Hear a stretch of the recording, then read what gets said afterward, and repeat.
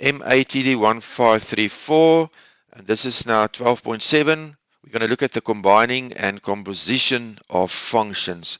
But in this lesson, we're only going to consider the combining of functions. Now, when we talk combining, all we actually mean is how do we add, how do we subtract, how do we multiply, and how do we divide functions, and actually more important, what will happen to their domain and range if you start doing that. So if you take a function and you add another function to it, what will happen to the domain of the result? We can work out the domain of f, we can work out the domain of g, but what will happen to the domain of f plus g? Okay, so you people must just look at the notation here. So if it's f plus g in brackets x, then we mean you add the two functions. When it's f minus g in brackets x, we mean you subtract the two functions. When you have brackets f dot g, we mean you multiply the two functions. And then, of course, if we have f over g in brackets of x, I just want to make sure that you still have the stream. Yes. All right. So if we have f over g of x, it will be fx over gx. And there's already a very important note. The moment that we do that, remember, g can now not be 0, which is going to change the normal g, because if I just consider g, then maybe g can be 0. But if it's in a fraction, g cannot be 0. So already it shows us there's going to be a change happening. Okay, now when we do, let's look at this example, because the example shows exactly what we want. So when we have, say, g, h, and k, and we must find g plus h. That means we must add g and h. So here we go. We just add g and h, and that will be the new function that is formed.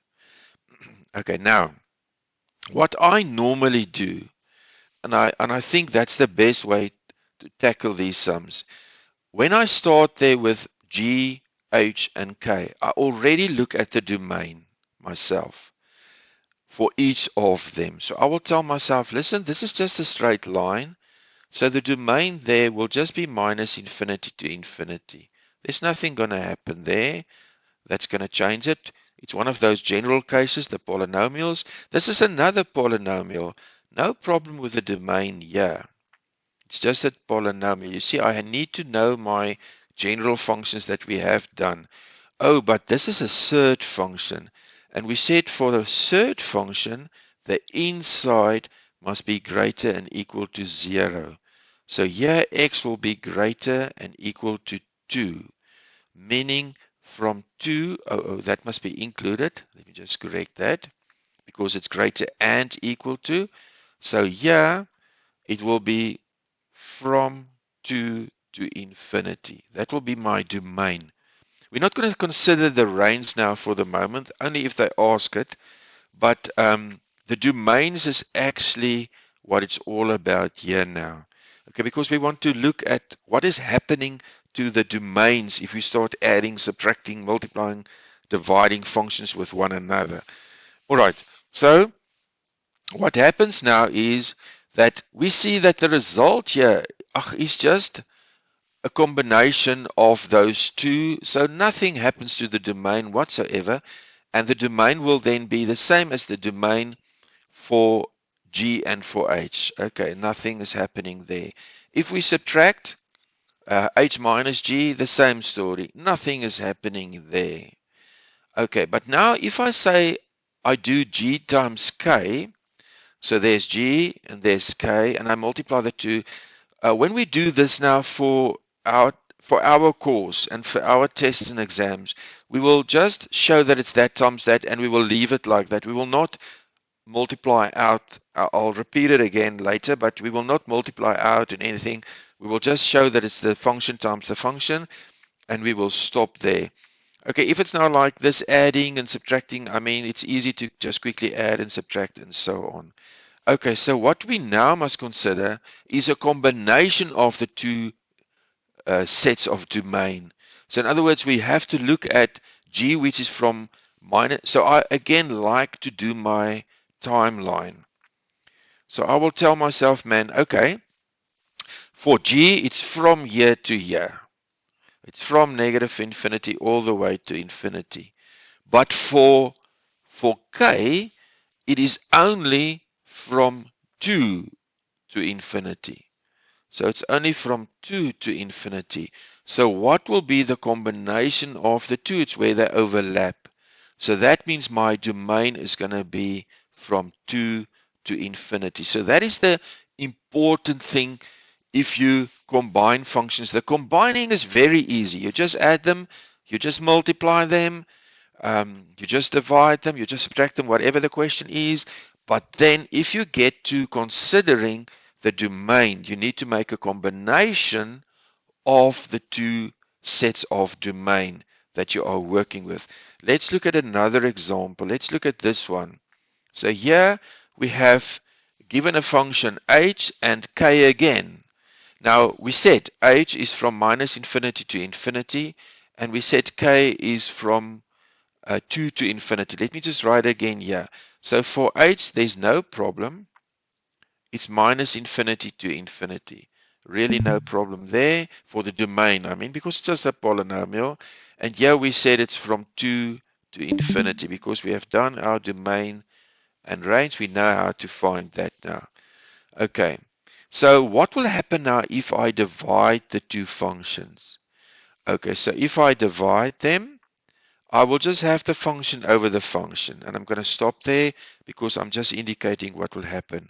But now there's a lot of stuff changing now, but suddenly now this function is now in the denominator, meaning that I have restrictions. So x can now not be 0. Let's factorize there. Okay, like we've done it always. So x can now not be 0, and x can now also not be 3.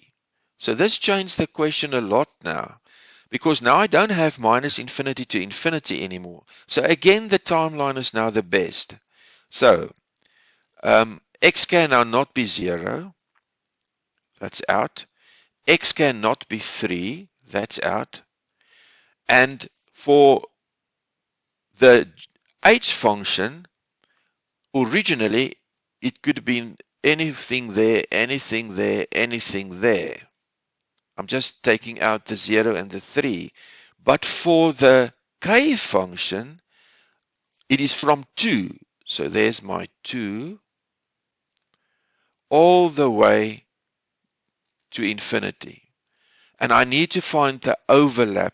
So clearly I can now see that the overlap here is going to be from minus 2 to 0.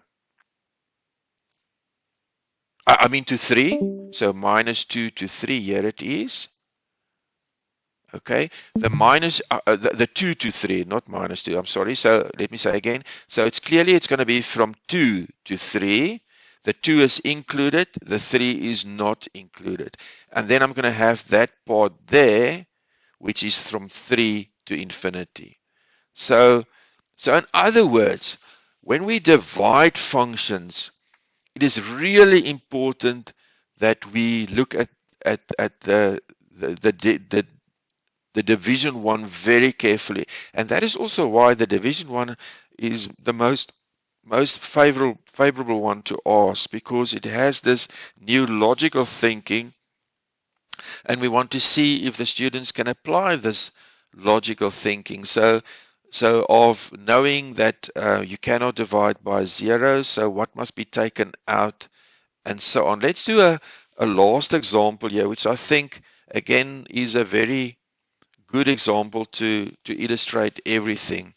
So here we have f and g, and we must find f plus g, f minus g, fg, and f over g. So all the combining things. I want to again motivate you and ask you to please, before you start, to do the domain and the range. So go do the domain for each one. So this is just a surd function. So 4 minus x, the inside, must be greater and equal to 0. So 4 will be greater and equal to x. That means x is less than equal to 4. Okay, so the domain here will be less and equal to 4, meaning from minus infinity all the way to 4. So this I just do for myself now, that I know already what is happening there. And then for G, let's take G in another color. So G will be 3 plus x greater and equal to 0. The inside greater and equal to 0, it's a surd. So therefore, x must be greater and equal to minus 3. So on a number line, if I start combining these two, I have the 3 here, and it's included, and I have the 4, it is most 4, we said, yes, there it is, it's 4 here, and it's included, and it must be less than the 4. Let's say this is my pencil. Must be less than the 4, but it must be greater than the 3. So clearly the overlap is over here, meaning that my domain for the combining will be between these two. Okay, now let's go and see what happens now. So if I have to add them, I just add them here and I stop like that. You don't have to do anything else. Just show that f plus g means you add the two functions. When you do the subtraction, the same story. Just show that it's f minus g and you stop there. When it's f times g, you show that you multiply the two. But remember, if you multiply a square root by a square root, you can take the square root over both. And you can just multiply the insides out and you can stop there. So this is the f times g. And then if, of course, if you divide, then it's the f over the g. And again, if you have a square root over the square root, you can make one square root and take f over g there. So that's where you're going to stop. This is a very good example to show absolutely exactly what we want from you. So f plus g, you just add them, leave it. F minus g, you just show that it's f minus g. Don't try and do anything more there. Just stop there. If it's f times g, show that it's f times g. And if it's a square root times a square root, you can do some a little bit more there by just making it one square root and multiply the 4 minus x and the 3 plus x. And you will get that part there. And when it's division, you will have your f over your g. And you can make one square root there with the f over the g. But then you stop there. Okay, but now the important thing. What will happen to the domain? Okay, so if we do f plus g, nothing is changing there. So it's going to be this between this 3 and 4. Okay, when we do the subtraction, I mean, there's no other restriction coming into play. That's what I'm trying to say. So it's just the f and the g. So I must combine the domain for f and g. So it's going to be between 3 and 4. If I subtract, nothing else happens. So it's going to be between 3 and 4. If I multiply, nothing else happens, so it's going to be between 3 and 4. But if I do my dividing, oops, now I cannot divide by 0. So this tells me that x can now not be minus 3. Meaning that inclusive, this should have been minus 3. I did indicate minus 3 there, but not here. So just remember it's minus 3. Okay, so x cannot be minus 3, cannot be equal to minus 3. So this inclusion of the minus 3 is going to go out for this one. So for this one, it's just going to be between minus 3 not included and 4 included. There's nothing happening to the 4. It's just the minus 3 that's a problem. Okay, so now we can start making our conclusion. So when we combine functions, for the first 3, It will always be just a combination of the domains.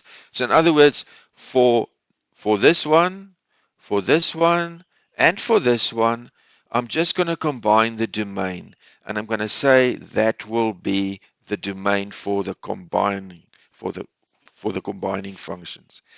But when I get to number 4, when I get to number 4, I need to combine them, yes, but then from that combining result, I must remove the one that is in the denominator, or the ones that's in the denominator. And therefore, the domain will be then the minus 3 to 4, but not including the minus 3.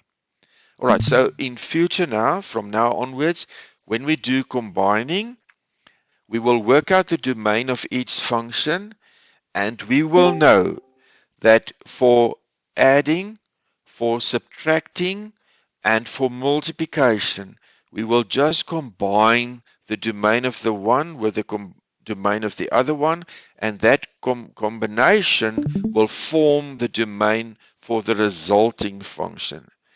And then for division, we will still combine the two, but from it, we will remove the ones that will cause division by 0. So I hope you understand it's really not difficult, but it is very important that you go over the section on domain and range and make sure you can find the domain and range of your functions.